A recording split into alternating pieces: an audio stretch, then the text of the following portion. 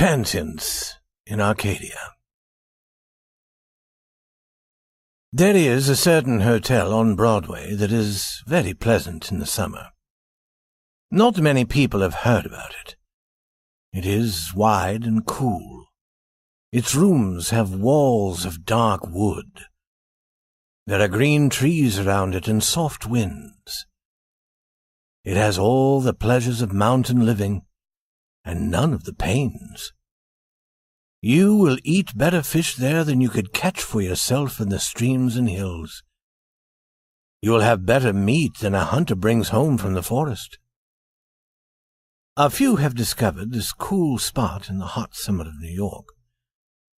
You will see these few guests eating dinner in the hotel restaurant.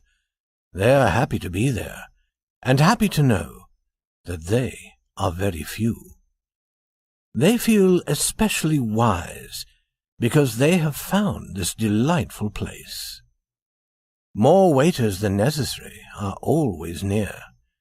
They bring what is wanted before anyone asks for it.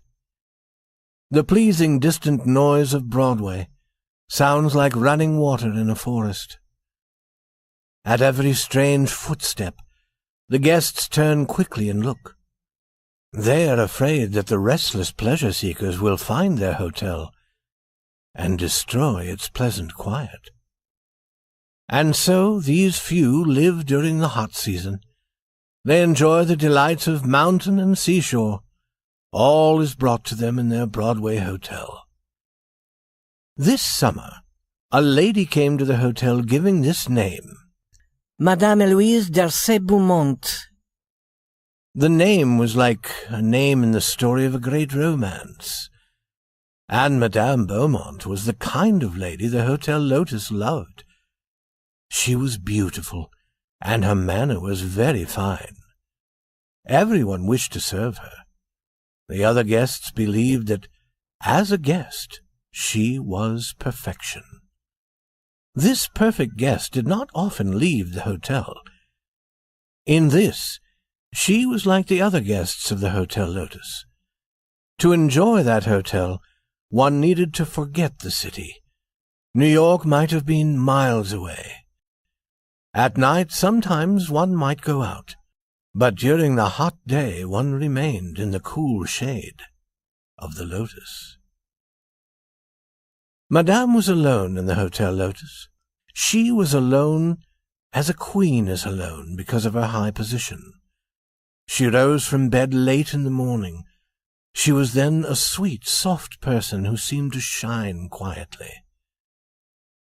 But at dinner she was different. She would wear a beautiful dress. I cannot find words fine enough to tell about it. Always there were red flowers at her shoulder. When the head waiter saw a dress like this, he met it at the door.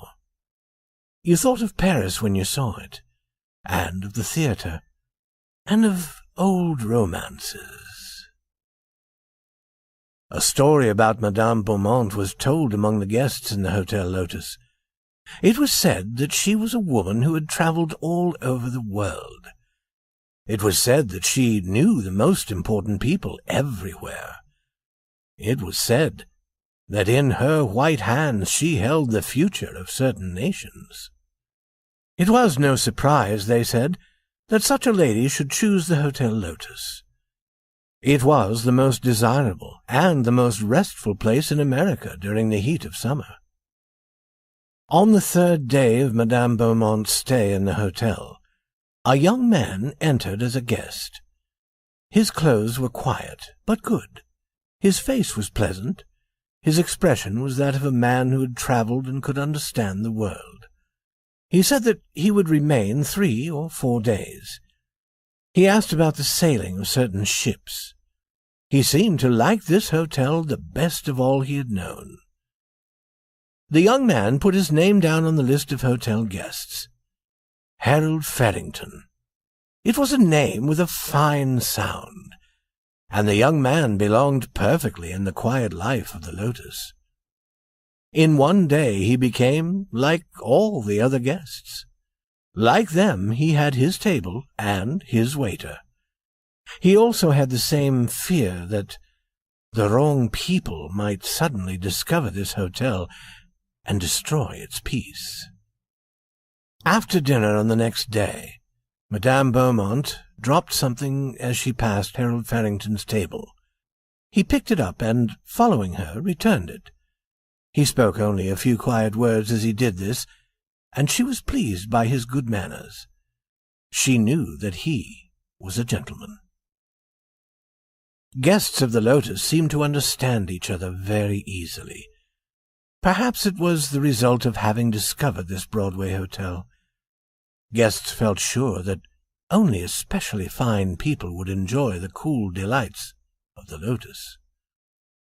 Now, very quickly, a sudden friendship grew between Farrington and Madame Beaumont.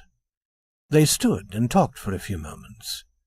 I have seen too much of the usual summer hotels, said Madame Beaumont, with a small but sweet smile. Why go to the mountains or the seashore? We cannot escape noise and dust there. The people who make noise and dust follow us there. Even on the ocean, said Farrington sadly. Those same people are all around us. What shall we do when they discover the Lotus? I hope they don't discover the Lotus this week, said Madame. I only know one other place I like as well. It is the beautiful home of a prince in the mountains in Europe. The best people, said Farrington, are seeking for the quiet places like this one, where they can escape the crowds. I promise myself 3 more days of this delightful rest, said Madame Beaumont. The next day, my ship sails. Harold Farrington's eyes showed that he was sorry. I, too, must leave then, he said, but I am not sailing for Europe. We cannot stay here forever, though it is so delightful, said Madame Beaumont. I like it better than my usual life, which is too full of people.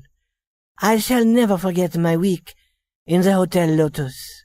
Nor shall I, said Farrington in a low voice, and I shall never like the ship that carries you away.